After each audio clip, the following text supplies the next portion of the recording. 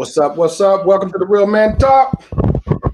We got a unique show tonight.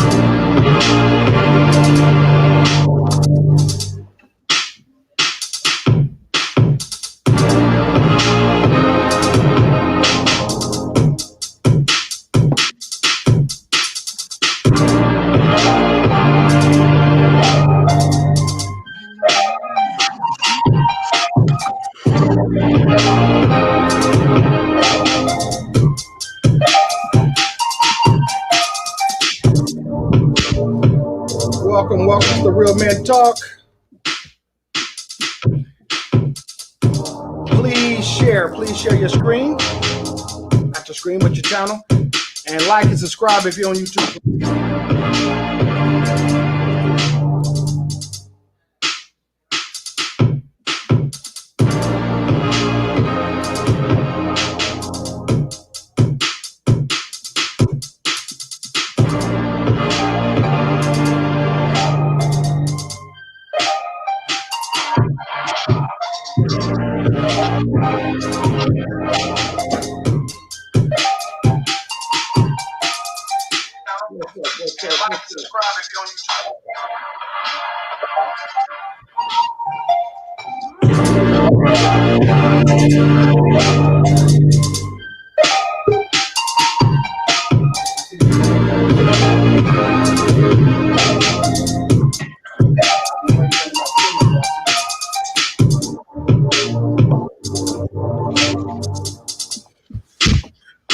What's up?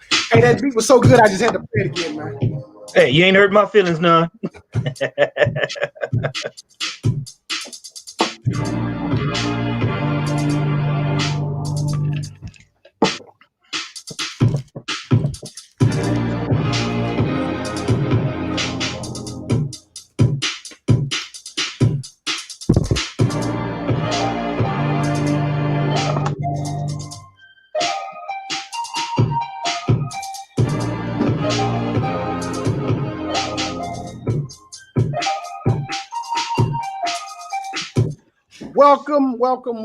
Welcome to the Real Man Talk Show. I'm Leotis Ray Hightower, and with my co-host, Brother Sean Davis. What's up, brother? What's going on, brother? Another day in the neighborhood.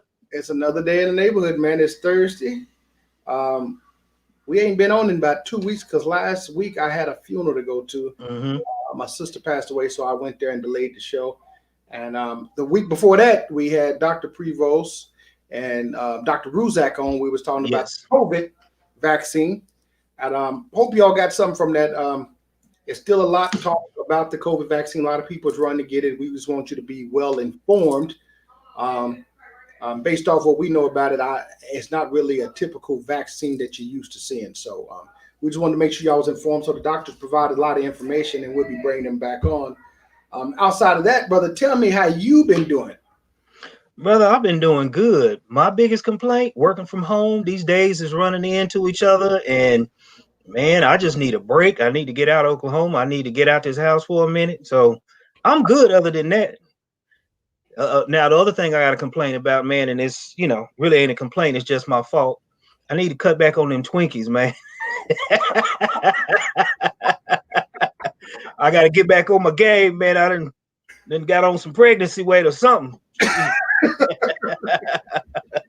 I didn't know, brother, still ate Twinkies. I thought we graduated. No, I just said the Twinkies is really my soft spot is them oatmeal cream pies and them Nutty Buddies, man. And I made a mistake and bought a box, and now I shouldn't have done that, man.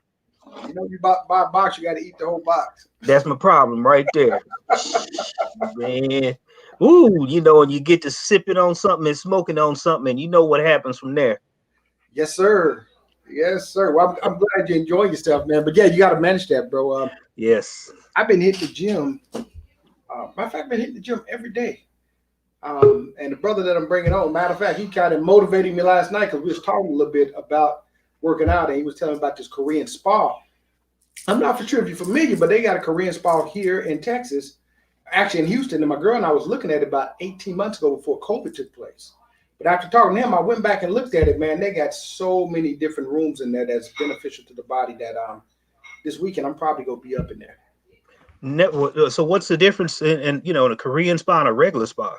Good question, man. Well, with Korean spa, man, they got, for example, they got the Himalayan salt room. They got different saunas. They got I think Brother Kalongi was telling me the hot cold plunge where you get inside the water and it's cold and hot. It's a big retreat. They got a restaurant in there. They got a place where you can sleep. It's almost like a big resort, man, but it's for the healing of the body, man. Huh. Yeah. And I was told about it by a woman in Vegas. She was telling me when I get back to Houston, I need to look into it. And we looked into it, but like I said, COVID took place and we kind of forgot about it. So this weekend I will be going there, man. That's my plan. Brother, tell me how it is. And the next time in town, we might have to go. Yes, sir. Yes, sir. So let's talk about tonight, man. We got an amazing show tonight, man. We got Pastor Brother Kalongi who will be coming on, and we're going to be talking about, spirituality and religion. And I know you and I, we kind of talked a little bit about the religion aspect of it. Mm-hmm. Matter of fact, you and I end up meeting around religion because we met at the church in Colorado. Church. Mm-hmm. And as I tell people, I had many memories in Colorado. I learned a lot about religion. I learned a lot about witchcraft. Learned a lot about myself there in Colorado Springs. And once I left, I realized the power of Colorado Springs because, they got the, the house of. No, you're talking about Manitou Springs. No, not Manitou Springs. They also got I think it's the World Pearl Center. Oh, yeah. Yeah, there as well as Manitou Springs. And the national headquarters for the Wiccan religion and witches and shit and things is in Colorado Springs as well. Yes. And with you and I going to that church, it was so many unique experiences at that church, lifting up Jesus, as well as learned a lot from the pastor there. And the unique thing about the pastor, man, he was very, when it come to breaking down the Bible and talking about the Bible, he was very, how can I say it? He was adept at being able to spout the Bible, read you scriptures verbatim from memory, tell you what the Bible says you should do, but unfortunately was not the type of individual, at least from my experience, that he didn't listen and didn't follow his own teachings. And I think a lot of that goes back to just the spirit. Mm-hmm. And we all got our challenges. But he was able to break the Bible down to a point, man, that it was very easy to understand, man. And he took it all the way back to the original biblical days as far as BC. And a lot of pastors didn't talk about that. But that's what I found unique about that, as well as, once again, Colorado Springs, like you said, with the witches, the Wiccans, and all that was just eye-opening thing for me. Now, because of that, I kind of got away from religion when I left there, only because, once again, I grew up, man, Baptist, baptized Baptist, raised in the Pentecost church, non-denomination, Jehovah's Witness. And once I became an adult, man, and started doing my own research on the Bible, I just had a lot of questions, and it kind of somewhat steered me away from religion versus spirituality.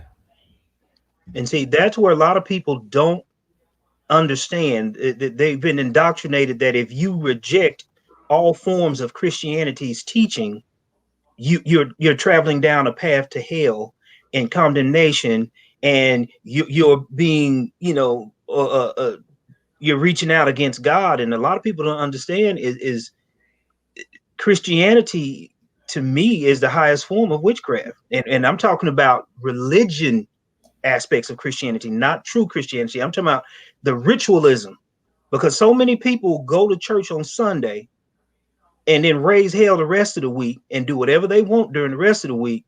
And just the ritual of showing up on Sunday, giving them 10%, and people assume that as long as you're doing that, you're fine. And to me, that ain't nothing but indoctrination. That's witchcraft. That's mind control. And that's where the difference between spirituality and Christianity and religion comes in. Where in our spiritual ancestry does a white man tell us that we can only love one God, and if we don't love him and him only, we're condemned to hell? When by our own ancestors, we praise many a God: fertility, earth, the protector of the forest. We had many gods that we praised, and it wasn't that one was more jealous than the other. They all served a purpose. So again, it's just my opinion, but when you become indoctrinated into the ways of Christianity, and I don't want to say Christianity because there's a difference between Christianity and religion. Big difference. And that's the problem right there. You get indoctrinated and you become repetitive. Well, ain't Christianity part of religion? Ain't it religion? It is. It truly is. But I can tell you how I feel about it, and I'm just speaking from my own personal experience. Christianity ties in to your spiritual being, your inner being.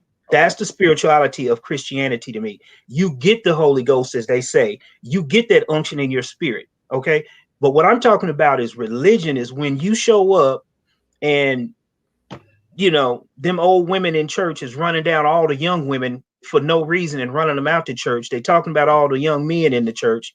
They raising more hell in that church than the devil himself. But they hold authority in that church because they've been sitting on the usher board for 30 years, or that's the deacon's wife. That's religion. They come in for the sanctity of saying, oh, I go to this church and I'm a member of this church and I have a high ranking office at this church. Couldn't care less about helping somebody or being a blessing to somebody. All they want to do is just put their power out there. Well, that's completely different than religion. That's part of the religion, but that goes back to yes, and man-made ways right there. Yes. Then you have to look at it too. The Bible. So many people base their whole entire life on the Bible, but you're basing your life on a book that was rewritten by a man at his commandment so he could have another wife when he didn't want to get rid of his wife. He literally went against the Pope. He asked the Pope to divorce his wife, and he said no. So he told his scribes and his scholars, write the Bible in this way that I can get rid of my wife and go be with my mistress now. So come on now. Okay.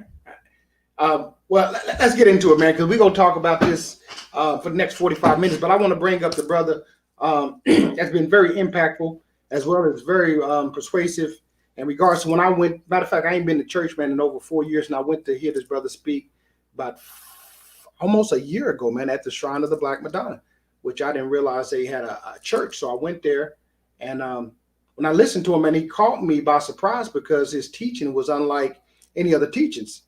And because of that, I'm having him on the show to talk about his vision and his plan in regards to how he want to talk about his teaching. But I want to bring none other than brother and pastor Kalongi Ejekai. How you doing there, brother? What's going on, family? It's good to see you guys. Peace and blessings. Blessings, brother. Did I say your last name right? A JK. A JK. Welcome. And I want to say to the guests that's watching that you please feel free to ask any questions. Thank you, Sherelle, for that. And Mr. Broderick, we'll get to your question in a minute. But I want to ask you, brother Kalongi, what makes your teaching different from most or other pastors? Well, it's not necessarily my teaching. Let me start off saying that it's the BCN program of the Shrine of the Black Madonna, and what makes the Shrine of the Black Madonna Pan-African Orthodox Christian Church unique to other Black churches is that our program and our theology is culture-centered. We understand that religion is a component of culture and not the other way around. Culture is what gives birth to religion. And so we teach Christianity from a Afrocentric experience and perspective, because we are African people. And Christianity is really the infant child of African spirituality. So you really can't even teach Christianity correctly if you don't have some kind of understanding and knowledge and some kind of familiarity with African spirituality.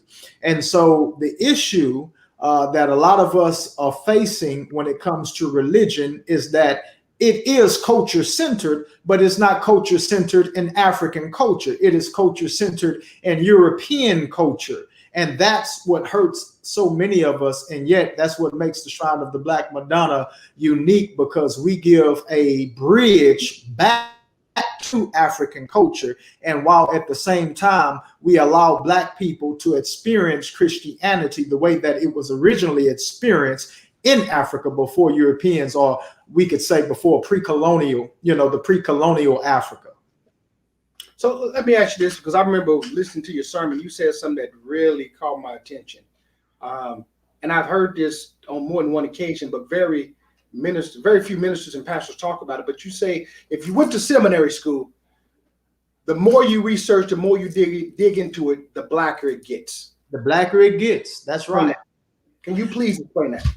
That if you go to a good seminary school, let me say that. I went to a Southwestern Christian College in Terrell, Texas, and while it was under the umbrella of the Church of Christ denomination, or the Church of Christ religious group, however they want to refer to themselves, one of the things that I did appreciate from some of our professors and some of our mentors is that they taught us to look into history, not just the Bible, but look into history. And the more and more you begin to try to understand the practicality of the biblical stories, the more and more it got blacker, meaning that the more and more you had to start realizing that these stories, these myths, they all took place in Africa. They all took place in an ancient time where there were no Europeans at that particular time. Europeans are really a child as a race. They're a very young race of people. And so when you start looking into, deep biblical mythological stories, these things took place in Africa, and they were a part of the African spiritual system. Now, somewhere down the line, somebody got this idea to go back and whitewash these myths, take them out of context and literalize them. And that's where we kind of get this concept of religion today. And so what we give you the opportunity to do in the Shrines of the Black Madonna is go back to practicing African spirituality as you're becoming more and more culture centered. And you begin to understand that religion is not something that's going to benefit you mind, body, and spirit. In fact, even in the Bible, in the book of James, one of the disciples of Jesus teaches that pure religion was taking care of the afflicted, taking care of the widows and the fatherless and the homeless. That's pure religion. And so we have to ask the question, do we see pure religion in today's time? Hell no, we don't see pure religion in today's time. Brother Hightower, you and I are both in Houston. Look at how many fatherless people are living under the bridges in Houston, how many homeless people, how many people are. Yet on some of those same streets and some of those same roads, you have these mega buildings that are called mega churches, and they're not taking care of those people. So know that that's a fraudulent, religion. It's not a pure religion. Pure religion is taking care of your mind, your body, and your spirit, and that goes back to African spirituality.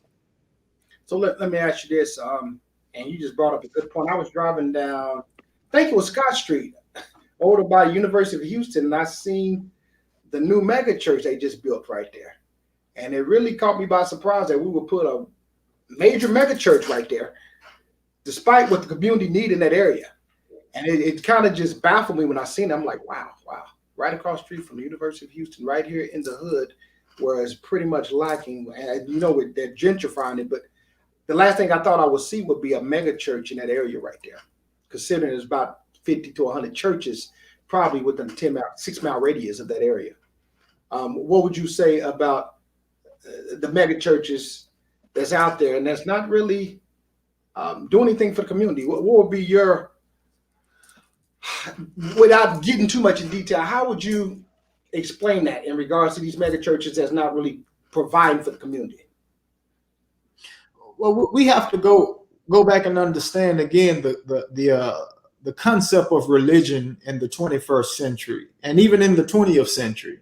We can say even in the 19th century, religion is falling into the culture, and so we live in a capitalist culture. And so churches are going to be capitalist driven, and churches are not necessarily concerned with the well-being of the community. Churches are concerned with capital. They're concerned with economic enrichment and making sure that business, that organization flourishes and survives financially. That's the concept of 21st century church. It's about getting rich, and it's about staying rich. And so we see that has always been an issue in American culture, because American culture is driven by capitalist ideas, and that's what drives the economy, capitalism. So you see how it is a part of the culture, and because it is the part of the culture, the religion is going to be influenced by the culture. So the religion is going to reflect whatever the culture is, and that's what we see Christianity turning into today. For an example, you can go to Africa.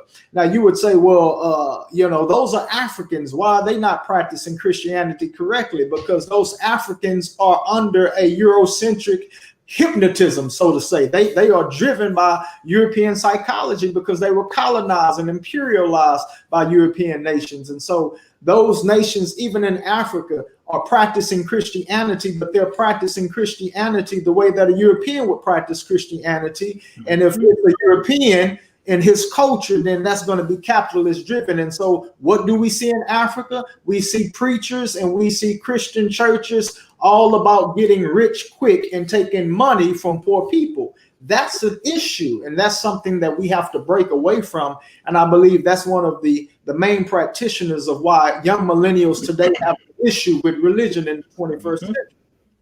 Well said. Well said. Let me ask this one question. I'm gonna let you take it, Sean. Mr. Broderick Russell wanted to ask you, Brother Kalongi, what is African Christianity? African Christianity is African spirituality. We define our own program. Christianity belongs to African people.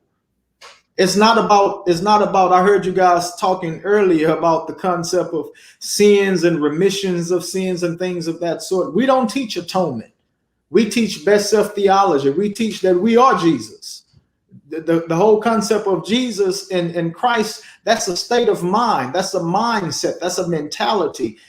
Jesus was teaching people that he was God. He was the Son of God, not just himself, but everybody who's black is a Messiah. Every black woman is a black Madonna. Every black man is a Messiah. That's true Christianity. And so when we have to get away from this concept of atonement, that somebody needs to die for our sins because we are guilty and we are a sinful people. Nothing is wrong with you. Nothing is wrong. You just have to get back to your culture, but when you buy into the concept that something is wrong with you innately, then you're going to those characters and those actions in your everyday life. We don't teach. We teach that you are God, and you have to get familiar with that God in you because you are a part of the universe, and the universe is in you, and you are in the universe. And so I'm trying to give it to you in a short time, but it's not really something that I can just say, with a few statements, to help somebody who has been conditioned in European culture, stripped of their culture, stripped of their history, stripped of their memory, and then put into a false reality of who. It's not going to always be accepted. I guess you can say it's not going to be easy to digest something like that, because the first thing you need is a education about what happened to you, and you have to understand that what happened to your ancestors happened to you. Am I making sense? Oh, you spot on. You're spot brother. on. Right on. Go ahead, brother Sean. Just harkening back to your prior statement that you were surprised to see a mega church being built in the hood. Where else would it be built? Because you're not going to take that mega church and go put it on the affluent side of town, because they have everything that they need and want. You're going to put that someplace where people are lacking and are directionless, and they need something that's going to guide them and put them in the right direction by their mind. So when you put a place like that in the middle of the hood, you're putting some place that they think they're going to come and get that spiritual relief and that guidance that they have innately in them. And that's why so many blacks go fervently to a church, pour their money in, and expect a miracle and don't get nothing back. That's like putting a bank inside of a bank. Why would you even do that? It's not benefiting neither one. Put that bank someplace where it's going to make the money. That church is going to make that money where people are downtrodden and need. That's why that church is there. And you have to understand too what my brother was saying. A lot of what you see in religion today, most of the the things that you see in Catholicism come from ancient African teachings. All the symbolisms, most of the robes, the headdresses you see on them Catholic priests, that comes from Africa.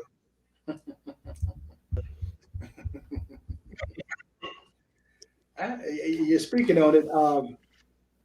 And Brother Kalongi, you brought up a lot of good points, and a lot of people is liking the points that you're talking about. And I would tell you that's one thing that I think that we're lacking when it comes to just spirituality is the education part that you stated.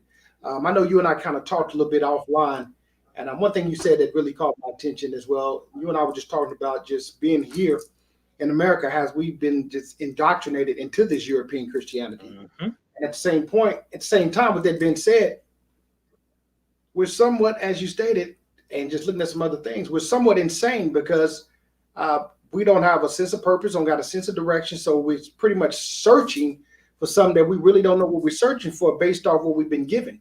Can you talk about that, brother? Right. That is very true, Brother Hightower. The issue is, again, going back and understanding history. We there's a word that is called Sankofa, and it means to go back and fetch.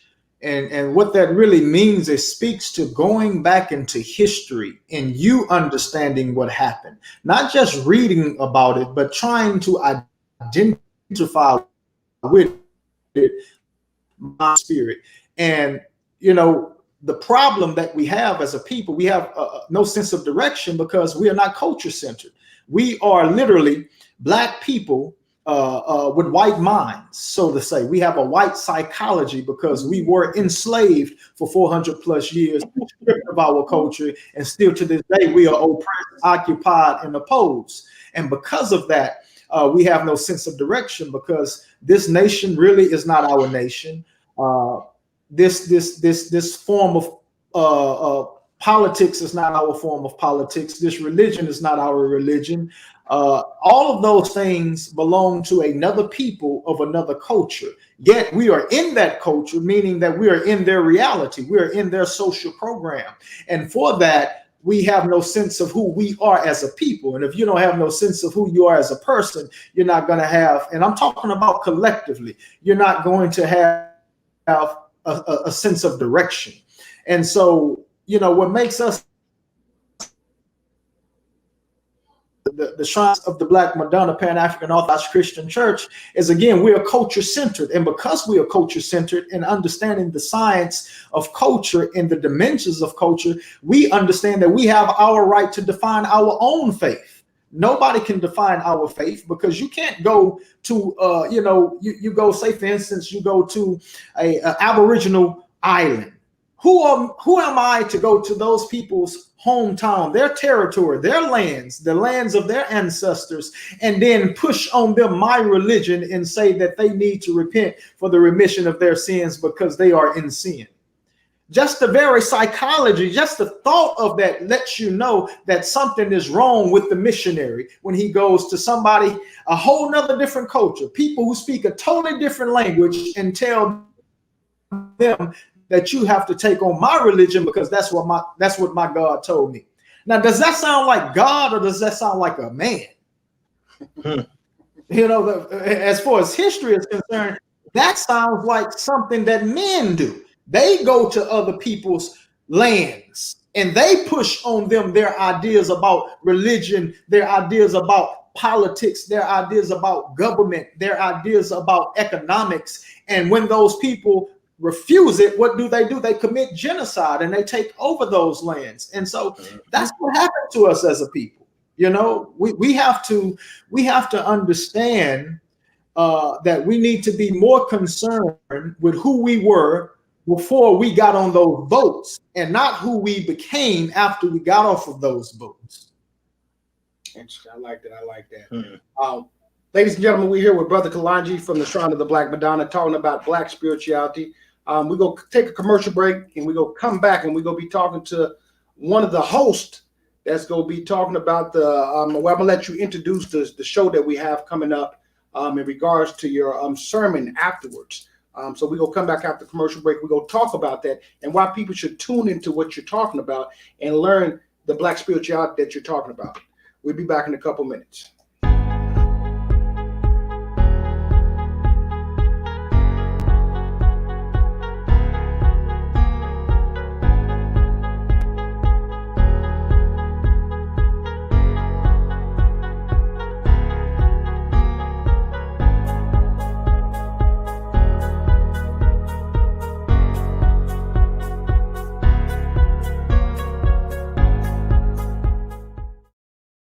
Many people are tired of typical pharmaceutical drugs that have major side effects and causes addictions. The federal government has legalized CBD in all 50 states. CBD binds to the CB pain receptors in your body. The Houston Health and Wellness Company offers many products that can help you immensely. The consumer favorite gummies are delicious edibles that you can take and attain immediate relief. The tincture is a CBD product in liquid form that you place under your tongue that also comes in a variety of flavors. For those aching joints and muscles, Houston CBD has a full-spectrum salve with various all-natural ingredients that will help provide relief. They even have CBD for dogs. Yes, CBD for dogs. Botana oil from Dr. Sebi's Usha Village. It's an all-natural oil from the Botana plant that has been known to help hair grow at a rapid rate. It can be used as a moisturizer for your skin. Best of all, it's all natural. They also have elderberry syrup for your immune system. Go to www.houstonscbd.com. That's Houston with an S, CBD.com. Welcome to Houston's Notary, the fastest and most efficient mobile notary service.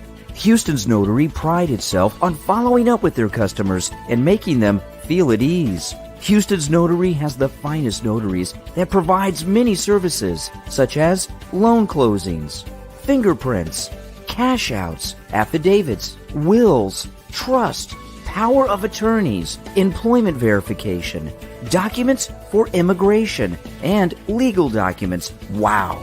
So many services that all you have to do is call. Toll free 1-844-292-5562 or 713-956-6485 or visit houstonsnotary.com. Let us be your notary.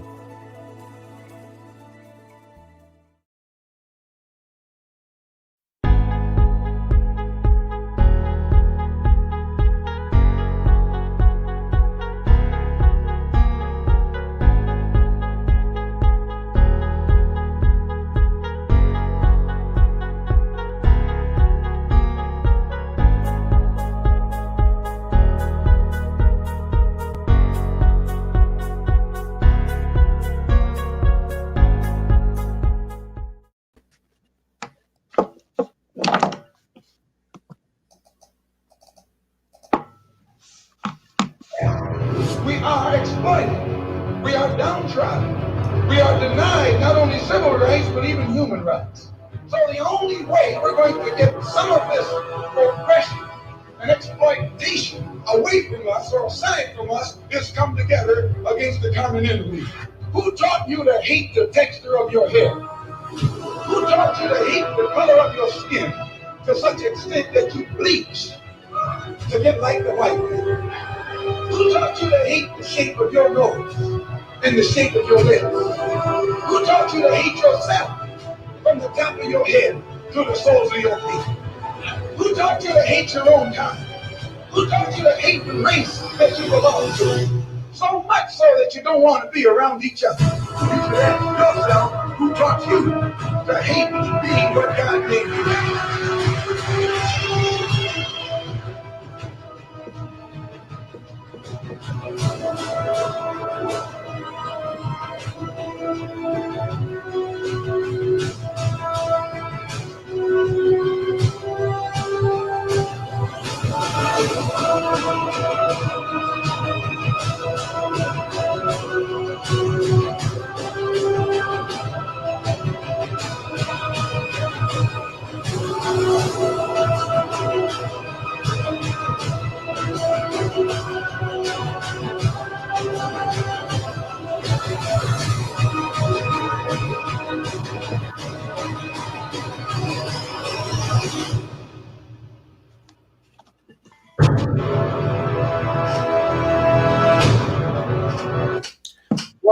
Welcome back. This is Leo the High Tower with my co-host Sean Davis and my special guest, Pastor Kalongi.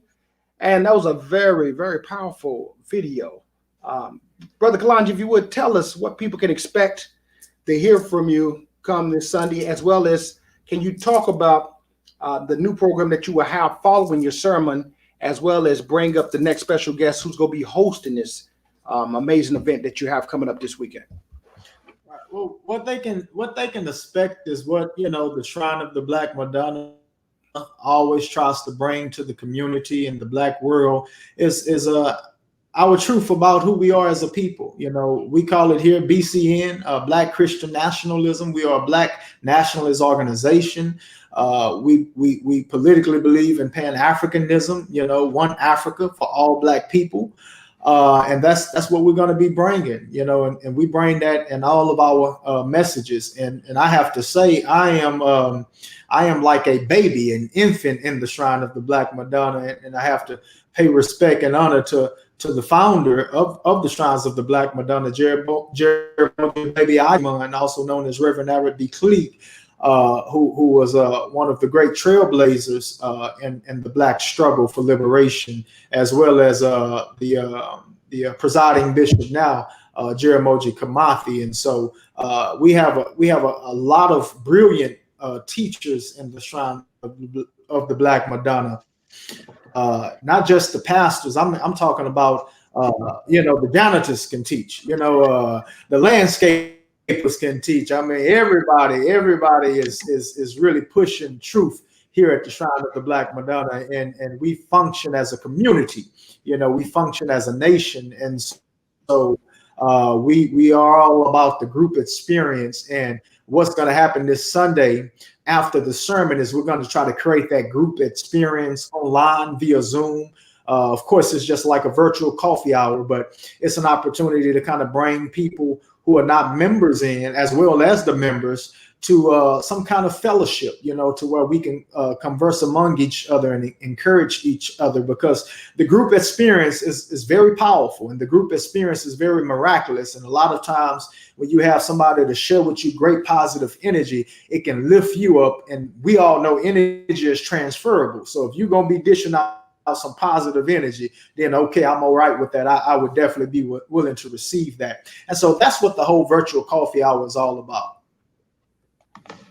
So after the sermon, we're going to have what's called a panel discussion with the Black Coffee Hour. Can you tell us a little bit about the host that's going to be hosted in regards to the coffee hour, so people know what to expect?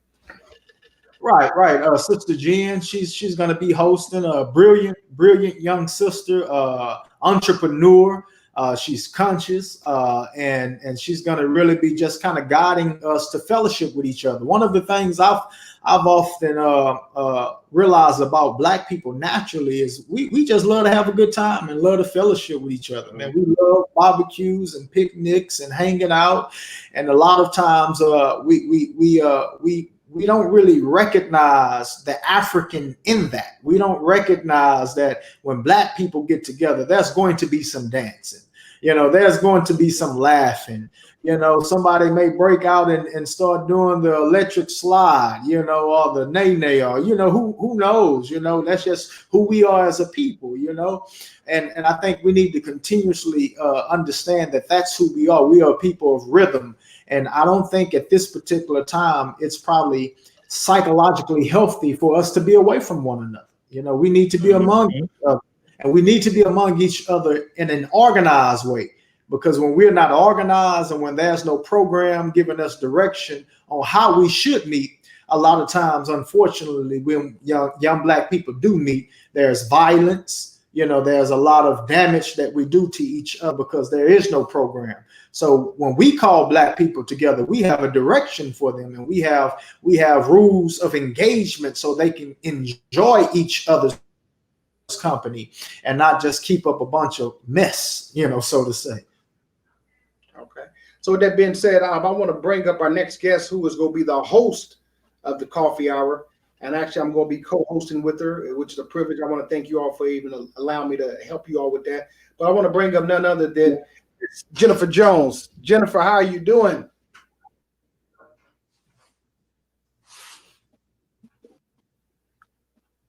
Can't hear you. We can't hear you. Check one. Oh, I muted myself. My bad. How you doing there, Queen? I am excellent. How are you? Thank you so much for having me. I'm so excited to be here with you all. Please tell us about this amazing event that's coming up. Tell us a little bit more about it. I know Brother Kalongi pretty much appointed you to do this, and you're going to be heading this up. And just tell us what the people can expect after hearing Brother Kalongi with his powerful message on spirituality and Christianity. What can they expect after the show? Yeah, so I'm really excited and honored to actually be hosting this virtual coffee hour, because I felt it was important to have a space for us to come together and just really have good conversations on building and growing as a community, for specifically the millennial country or part or community, part of the organization rather. So I'm just really looking forward to building off of what Brother Kalongi is going to be speaking about, and just really, you know, living and taking off of that and breathing off of that energy that he's going to be giving from the sermon, and just really building from there and sparking conversation on how we can just grow and build as a community more organized, right? And then, like he also said, the psychological point of just everything being disrupted with everything that happened last year. It's just everyone is just kind of dispersed and, you know, all over the place and not really connected. I really felt it important for us as millennials to get together, because we are heading, you know, we have the torch. And so I think it's important for us to carry that torch into something that is forever lasting for our people. And I'm super duper excited and honored to be a part of it, and really can't wait for what comes of it, right? What really sparks from these conversations, and not just talking, but actually acting and implementing on these conversations, because we can talk all day, which is what we've been doing. Well, I won't say we, but what a lot of people have been doing. And I think it's important that we take those actions or take actions from these conversations. And I feel like this virtual coffee hour is really where it's going to start, along with the sermon that, you know, Brother Kalongi is going to be, or Pastor Kalongi is going to be speaking about, and just really feeding off of that energy. So let me ask you this, Sister Jennifer. I know you and I, we talked a little bit offline. Yeah. As I told you before, I'm not religious. I'm very spiritual. I'm not religious. And because of different teachers and the different traditions, it turned me away from religion. What have you been hearing from the other millennials and other people that's probably in our age group? What have they said that has kept them away from the church, or kept them away from just following up with the traditional, I'll get to say, Christianity? Well, I think it has a lot to do with, there's no real, one, I can just speak for myself, like there's no real connection, right? And then also maybe just like the underlying, something's obviously missing, right? And then just the way that the teachings are being done in traditional European ways, like it's just not meant for us. And I feel like, millennials are finally awakening to that, right? So I remember in our conversation, and even just hearing you now, and in your opening, our trajectory in religion and spirituality was kind of the same. Like I grew up Baptist, dabbled in Pentecostal, like so many different non-denominational, so many ways. And then at the end of the day, I was like, okay, this is something ain't right, something's not working. So that's when I turned more to the spiritual side, getting more connected to my African roots, and remembering who I am. So just like, and touching on what Pastor Kalongi was saying, it's like, and even Sean, to his point, I like to say, because the reason the churches are put into those communities is because unfortunately we have forgotten as a people, like we are gods, and we have forgotten that. We've forgotten our power, and we are actually looking for someone else to save us. So that's where the tithing comes in. That's where everything comes in, to where like we're looking for an outside source to come save us when it's all in us. Like we have the power. And so that's what it's really all about, is just not depending. I'm not saying everyone needs somebody and we need things, but we have to recognize our own power that we hold and have within ourselves. It's all within us. And so that's what the shrine is all about, the cultural, really, breathing power into you and just making you remember who you are.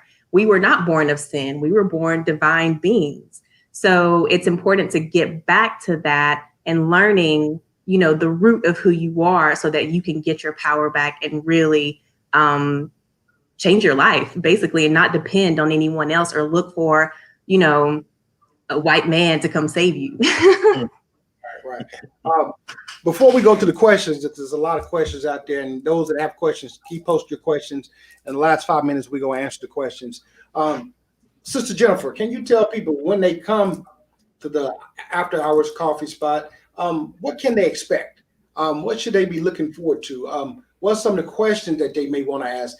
Can you give them in a nutshell, what they should be expecting when they come to this? Is it a safe environment? Is it something that they need to bring their Bibles to? Explain that. It's going to be a safe, It's going to be a safe, fun space.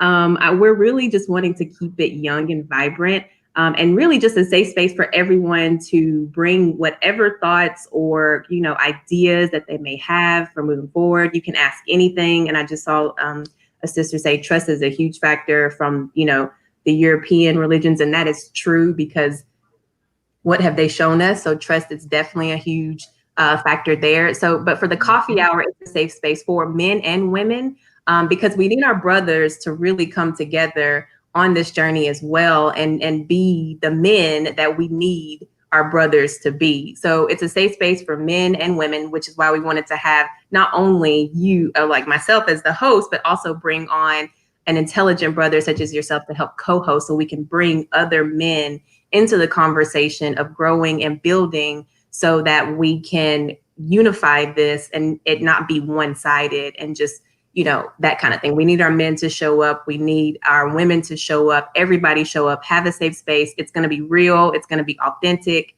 And it's just going to be where we can just grow, vibe, and just expand. Like I'm super, super excited about it.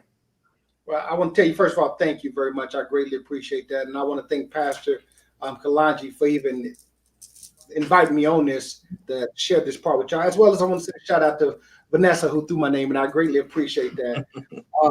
I'm very excited because, once again, this is some of the conversations that we want to have. But sometimes we can't have these conversations because it becomes, from my experience, either emotional, or we go back to talking about tradition, and then we start talking about the Bible. The Bible in itself is a whole mystery to me to a certain extent, because when you start doing research, and I did research a long time ago, there's a lot of books that's missing from the Bible. The way the Bible is even created is a whole mystery. And a lot of people don't want to talk about that, but you got to go back, as the sister said it, so where's the power origin? It goes back to the origin for me. And if we can't go back to the origin, it's already lost, as well as when you learn about religion, Christianity actually came thousands of years after. So it just opens up so many other questions. Mhm. And people don't want to talk about that. And the way we was brought up as raised, they always told us don't question God. Right. And I used to hate that so much because I'm not questioning God, I'm questioning man. Right. But see, that's where so many people have they don't know how to differentiate the two. Yeah. So many of these pastors are sitting up in them pulpits and become a demigod, so to speak, in that pulpit. They can't do no wrong, and their word is law. And you speaking about the Bible, how can you live word for word on the Bible when so much of the Bible is contradictory unto itself? Right. That's my biggest problem with the Bible. It contradicts itself left and right. So how can you expect me to maintain discipline with this book when half the time it's telling me something in one page and then telling me something else on another page? Just something to think about. Right. Brother Sean, you have any questions for No, brother, I'm gonna let everybody on that was posting questions. Let's get them out and see what they have, brother. Jennifer, you have anything else you want to say before we go to the Q&A? No, we have to make sure that we let people know the time to come. Like, okay, it's directly after the service on Sunday, and please, like, come and watch the service. It's amazing. It's going to be amazing. He's going to come with a word, okay?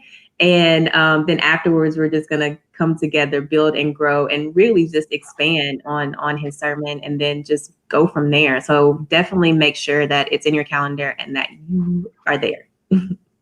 Thank you very much. And with that being said, you all can go to the Real Men Talk on Facebook, and we have the flyer posted. But I would highly recommend tune into 10:30 Central Standard Time, 10:30 Central Standard Time, and Pastor Kalongi, will be speaking. And then after that, we go into the actual after hours coffee talk. Brother Kalongi, let me ask you this. Now, I don't mean to be disrespectful. Do you like to be called pastor or brother? Right. I really prefer the brother title because I don't mean I'm a millennial. Yeah, I'm a millennial, and I know how our brothers and sisters who are young adults and young teens look at these titles in the 21st century. So I'm your brother. I'm serving the community, and I don't need the title pastor. Thank you, brother. And that means a lot. That means a lot because sometimes we do get caught up in titles, and that can turn a lot of people off just in itself right there. So thank you, man, for being just genuine and transparent with us. Can I get your permission to post the video that I showed during the commercial break on the Real Men Talk Facebook? I mean, go for it, brother. Okay. Ladies and gentlemen, I'm going to post a video on there which will have the time of the sermon, as well as go have a flyer up there talking about the after hours coffee that me and Jennifer and I is going to be doing, and we're looking forward to y'all coming on and just asking questions and definitely listening to the sermon. Let's get to the Q&A because a lot of people had questions. Mr. Broderick Russell wanted to ask you, so what is Christian? Brother Kalongi. Yes, that's that question directed to me. Yes. Yeah, that's it seems like a simple question, but that's a very complex question because a Christian in a European culture, I don't know what it is, to be honest, but a Christian in African culture, pre-colonial Africa, it had a whole different meaning to it. It was rooted in Kemetic science. It was not this form of Christianity that we practice today, and it's very hard to explain because we're talking again about culture interpretations. Culture interprets these titles. So if we're talking about European culture, a Christian is somebody who believes that Jesus Christ is their personal Lord and Savior because they believe in the concept of atonement and they believe that they need somebody to die for the remission of their sins. That's how you would define a Christian in a European context. But in an African spirituality context, pre-colonial Africa, a Christian, there was no such thing as Christian. They didn't consider them, they didn't call themselves Christian. again, this is pre-colonial Africa.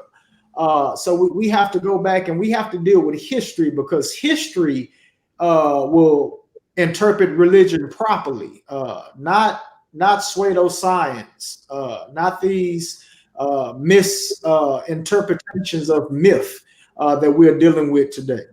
If I can answer your question with that kind of statement, that's the statement I would choose to use in order to kind of explain, my perspective on the term Christian. Okay. Also, another question we got. I'm glad someone asked, because I was wondering the same thing. Brother Kalongi, did you watch any part of the inauguration yesterday? I did. I saw clips of it. I didn't sit down and watch it as it was, being filmed. I didn't watch it live, but I watched clips of it, and I'm just not a fan of European culture at all. And I'm not a fan of American politics. In the Shrine of the Black Madonna, we believe that politics are sacred, but that's when Africans are practicing politics in a Afrocentric way. The way we practice politics today it's driven by capitalism. So you can buy a politician, yes, you can buy a president, you can buy a governor's seat, you can buy any kind of office, in a capitalist society. So.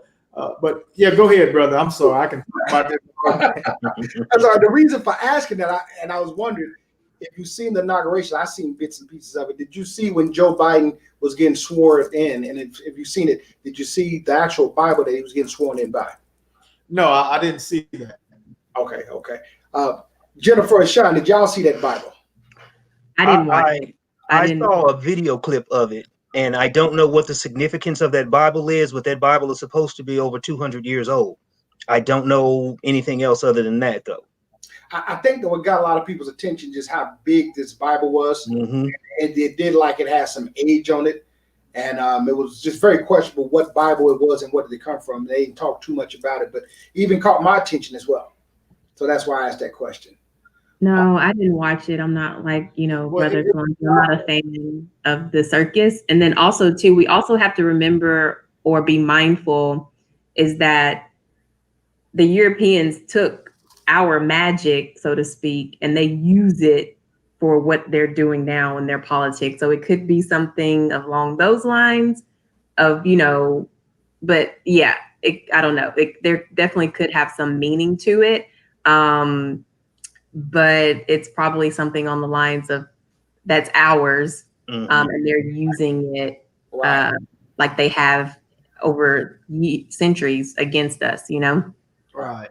And if it had a lot of size and it was unusually big, it was probably the Apocrypha, which does include books that the King James translation does not include. And so, if I'm not mistaken, Joe Biden is a Catholic. And Catholics do carry the Apocrypha. And so, as well as the Shrine of the Black Madonna, we do as well. We just know how to interpret it. Right. And while I got the picture, I'm going to just go ahead and show it right quick to everyone that's curious about it. There we go. So this is the actual Bible that many were talking about. Mm-hmm. Mm-hmm.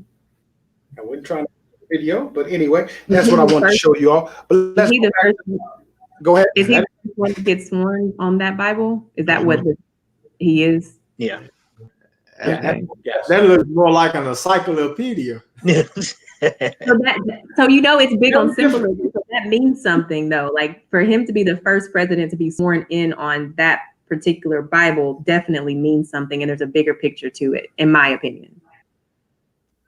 Well, Jennifer, I agree with you wholeheartedly. Everything has a significance when it comes to symbolism.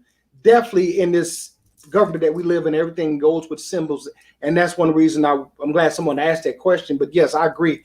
It's a symbol to it. I don't know what it is. I was hoping someone else may know it, but it's definitely a symbol, I would say. There's some meaning behind it for sure. Let's go back to some of the questions and response. Stop sharing this. Hey, thank you all, everyone that watched, and for your comments. Great topic. Thank you very much, Mr. Cowles. Greatly appreciated. so glad this topic's being discussed. Thank you, man. Thank you. What is African Christianity? I think Brother Kalongi actually answered the question already. So just going through some of this. This is one question I think we missed. I look at religion as more of a spiritual entity than what man has told me God can and will do. I guess I got my experience of what Christ has revealed in my life. Does that make sense?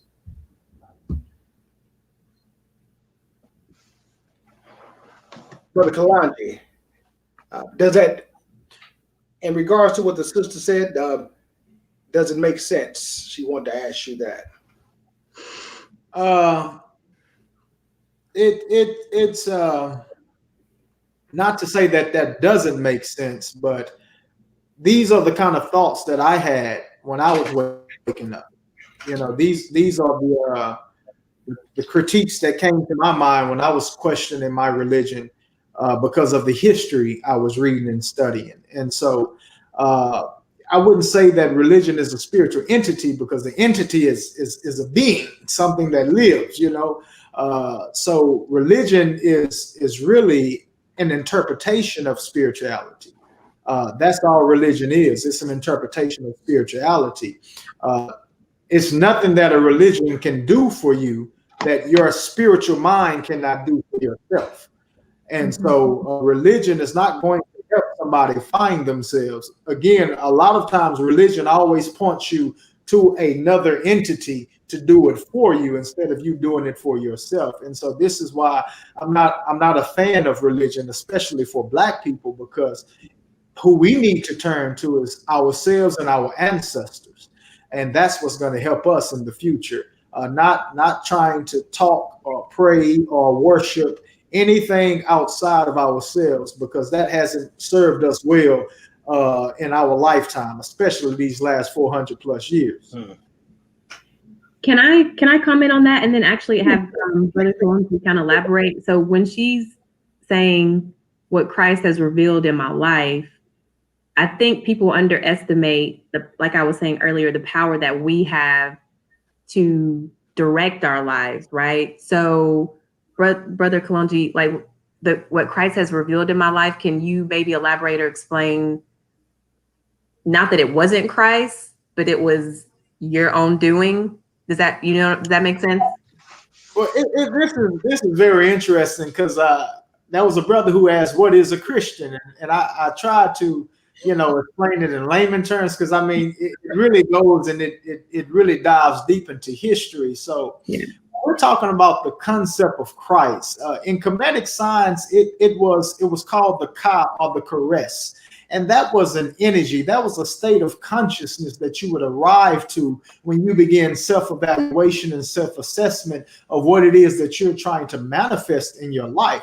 So to a certain extent, it's not that people are lying when they say Christ revealed this to them. Christ did reveal that to them, but they are Christ. They are the Christ that they're seeking. Christ is not in the sky somewhere. He's not above, us in the clouds. That's not the concept of Christ. That's not even how the Bible teaches Jesus. Jesus didn't even teach himself like that. Jesus always said, I will be with you until all ends of time. So how are you going to be with me if you live somewhere else? You see what I'm saying? And so we are really misunderstanding this whole concept of Christ. We are Christ. We are Jesus. And when we do get this revelation, it's us revealing it to ourselves with our deeper consciousness. And so we really need to understand that we refer to it in the shrines of the Black Madonna as best self-theology. And that's what everybody's trying to do. Everybody wants to be the best version of themselves. If you would go to Kemetic, you would look at some of the lessons that Haru gave us. And one of the things Haru taught was mind over matter, or mind over body. And so you would see, what they call the Sphinx, which is the erection of a man with a lion's body, an animal body with a man's head. And what that really is about how your consciousness is supposed to prevail over your body. This body is just a vehicle that we're in. I was telling you that the other day, Brother Hightower, this earth suit. this earth suit that I'm living in. If I understand that this is what this is, and that I am not my body, I am just living in my body, then it gives me a higher consciousness on how to treat my body. I then begin to understand that if I'm feeling something in my body, it's not I that is feeling it, it's just the body. If your gas tank light come on, that means you need some more gas. That don't mean that you're empty. You see what I'm saying? That means your vehicle is empty and you need to go fill it up. And I think a lot of times we confuse our emotions, and what I like to call energies, because that's what that word, that alphabet E represents energy. That dash and that motion means movement. And so we begin to believe that we are our movements or our energies, but we are not. We are our conscious. And so to a certain extent, the sister she's been honest when she says Christ revealed this to her, but she's the Christ. It's not something outside of her. It's not an entity outside of her. Wow. I just wanted you to make that distinction though, and point that out. That's all I wanted, because when I saw that, I was like, no, I was like, it's you. See, Brother Kalongi, and this is the teaching that most of us want to hear. We want to hear the truth. We started the watered down stuff, and it goes back that you stated education, as well as history. A lot of the history we just don't know. So when you start talking about the history, it starts making sense, and you can start looking at this like, okay, this is not making sense with history. So that's what we want to hear, man. And we thank you once again for coming on. And I want to address some more of these questions before we let you all go. I want to be respectful of your time. The other question is Jesus or the Bible meant in any ancient African text? Is it meant? Mentioned, I'm sure it's mentioned. Yeah, I think he meant mentioned. Well, the concept of the character Jesus is mentioned. You're not going to see the name Jesus mentioned, especially in Hebrew, because there's no alphabet J. And so you would see the name Yahshua mentioned. You would see the name of God Yahweh mentioned. And so that's again about culture, because culture interprets religion. So, but the character, we want to say the personality of somebody named Yahshua was a living person, but he was not going around telling people he was dying because they were in sin and they needed to repent. He was a Black revolutionary Messiah, no different from Malcolm X, no different from Louis Farrakhan, no different from Marcus Mosiah Garvey, or the Honorable Elijah Muhammad, or Jeramogi Baby Ajiman, or Stokely Carmichael. These are revolutionary messiahs. We are revolutionary messiahs. And so we need to understand that about ourselves. So you telling me, Brother Kalongi, not only did they just water down the name and change the name, but they also water him down as to be this soft musician. Of course, they turned him white. And they gave him blonde hair and blue eyes. Wow. Every time you see him, every time you see him, he's in their culture, he's always a white man. And so if they're going to change the color of his skin, then they'll change the name. They'll change the history and the story and the legend behind the character. And again, that's what culture does. Culture reinterprets myth, and it makes it fit the psychology of their reality. And if the European wants to feel superior, then he has to turn the God that Black people worship his color. I had a quick question, if I may, and I know we're short on time, but so you said something that caught my attention. The whitewashing of Jesus, they made him this benevolent, peaceful, always loving and seeking the easy way of life as far as pleasing everyone. And then you said at the same time that that Stokely Carmichael, Louis Farrakhan, all these individuals, we are the messiahs and we were revolutionaries. Is that the reason Jesus was portrayed in that way, so that Blacks could be conditioned to be benevolent unto white people? Is that you? Do you think that is exactly the case? Why he? Okay, that is that is the case, and that's warfare. That's That's a systematic racism. That's how you control the people. When you're colonizing them, you have to change their psychology. You have to put your mind in them. And so we need to understand today that the black man, the black woman, the so-called African American is a Frankenstein of the white people. We were created to be this way. I mean, we're conversing right now genetically. Our DNA, our deoxyribonucleic acid, it has African ancestors streaming through our bloods. But look at the language we're speaking. We're speaking English. We have English names. And so, we were totally programmed to function this way. And, unfortunately, it's put black people into a state of psychosis. And the way they do that is, again, like you just said, by stripping our power away. So they knew how powerful we were. And once you strip that away, then that's when you become docile and, basically what we've become now, because we've been stripped and we don't know of our own power and our culture. That one concept right there is mind blowing to me right there. Yeah, and I also would add, that is correct.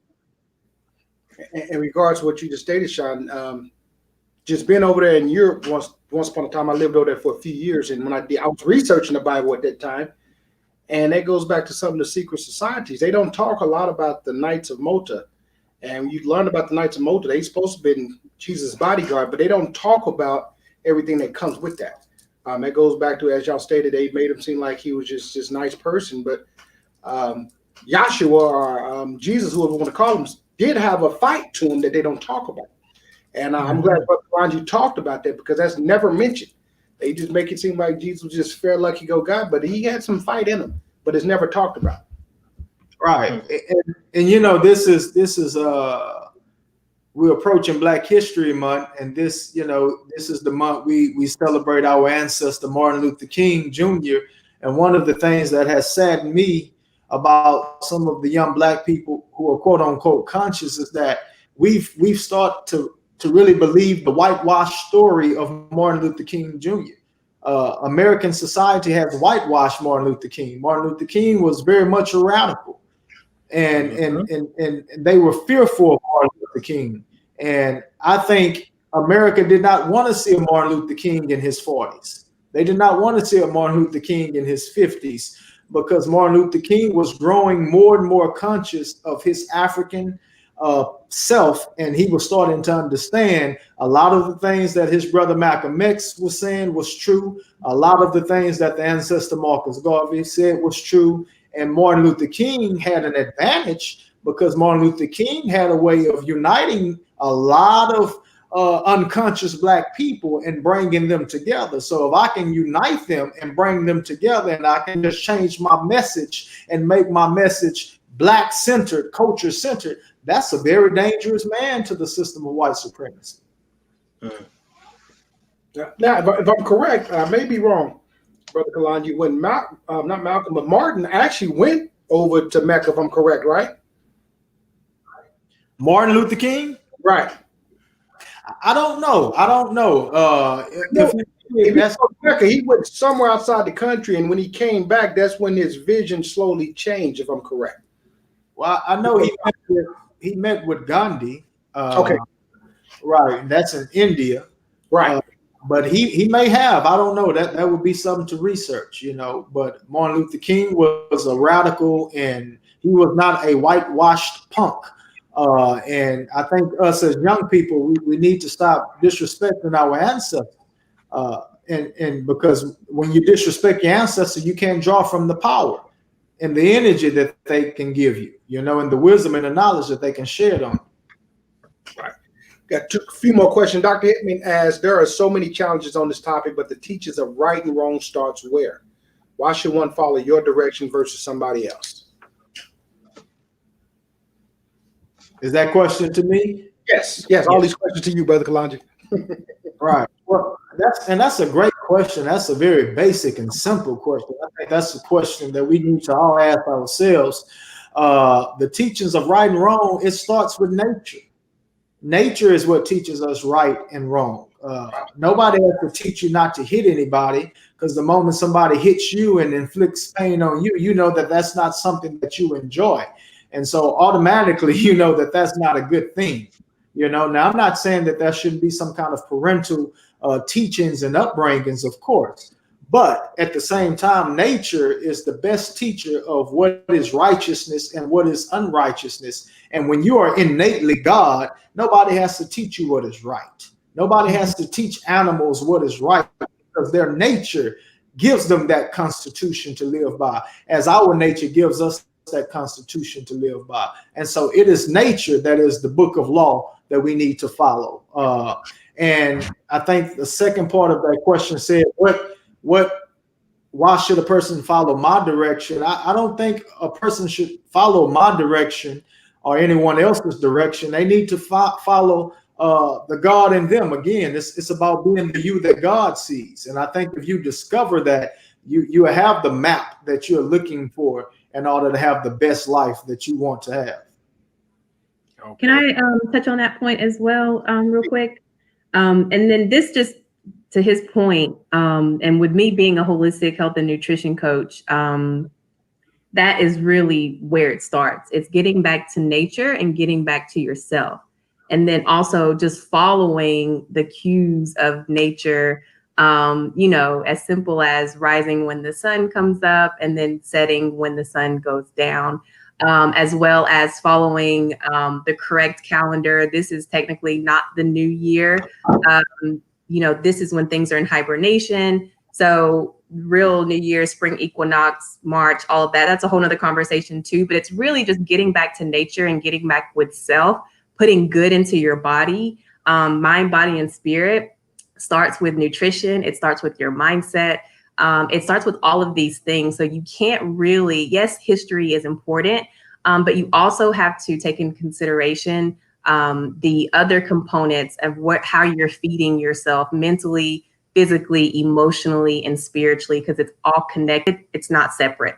And so that's where me, being a holistic health practitioner for over 10 years comes in, and teaching people how to, the Shrine best self philosophy, getting back to your best self on all components, mind, body, and spirit, because they're not separate. It's all one. So, and that's getting back to nature, spending time with nature, grounding. It has energy, right? So it's really getting centered and grounded back with nature, which is that's a huge start. Thank you, Jennifer, for explaining that. I mean, you guys is rocking. People are loving this conversation y'all talking about. We got two more questions you'll get to. Next question is, Dr. Hickman asks, where did your earth suit come from?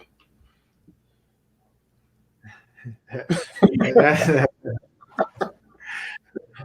answer is in the question. It came from the earth. If you're asking, did somebody create it, according to the biblical narrative of creation, the creation story, yes, the consciousness of God created it, just like everything else in this earth that is spiritual and is moving and living is a creation of the earth. And so it came from the earth. The earth is not unconscious. The earth is conscious. And I think we have to understand that even in the Bibles, the epistle of Romans by Paul, I think in Romans chapter 8, 24, Paul talks about the earth being alive and how the earth moans and pains and groans because the sons of redemption have lost their minds. We've lost sight of who we are as a people, and it's waiting for us to be revealed to ourselves that we are the gods of the earth. And so the earth suit, our bodies come from the earth, and it kind of goes back to what Sister Jennifer was saying about nature and getting back to nature, especially when it comes to our dietary habits. We need to eat natural things. Even in this European culture, the things that we consume on a daily basis are not natural. And so if it's not natural and they don't come from the earth, then it's not going to benefit our earth suits. And I think that's why we have a lot of sickness in the Black community, things like hypertension and diabetes and the many cancers we are suffering from as a people. We have to understand that That's what righteousness is. Taking care of yourself is righteousness. Righteousness can be defined as going home and eating things from the earth instead of stopping and getting that 2-piece special on Tuesdays from Papa.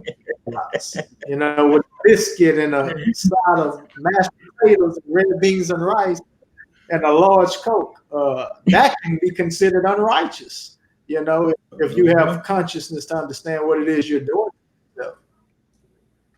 Okay. Well, hey, man, once again, I want to thank Sister Jennifer, Brother Kalongi. I want to thank y'all for coming on the Real Men Talk Show. I'm sorry that put you past the time that we wasn't planning on going this far, but to those who want to get this good teaching, please tune in this Sunday at 10:30. Go to the Real Men Talk. We got the flyer. Tune into the sermon, and then following after that at 11:30, Sister Jennifer and I is going to be on there, and we're going to be discussing the sermon that Brother Kalongi will be talking about. Before we get out of here, Brother Kalongi, is there anything else that you want to say to the people out there? Yes, it is a common statement in the shrines of the Black Madonna, and that is that nothing is more sacred than the liberation of Black people. I love you. Feel free to hit me. Feel free to reach to me. Find somebody in the shrine of the Black Madonna. Become a part of the community because we're here to serve. Okay, thank you, Sister Jennifer. I'm just excited to see you on Sunday. So definitely make sure you are there. Set a reminder in your calendar and events.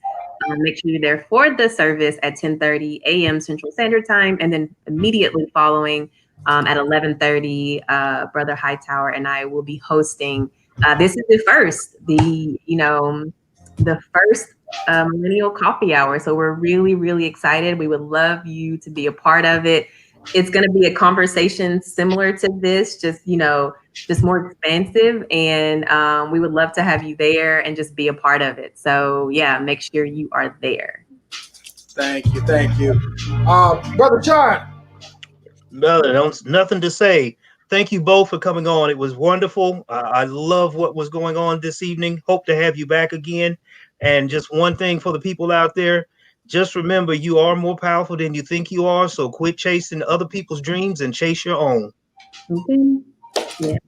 I like that. Till then, you all tune into the Real Men Talk next Wednesday at 8 p.m. Thank you for the guests and everyone that tuned in with your questions. Hey, have a good one, safe, and we'll see you next week. Actually, hopefully we see you Sunday. All right, we out. Bye.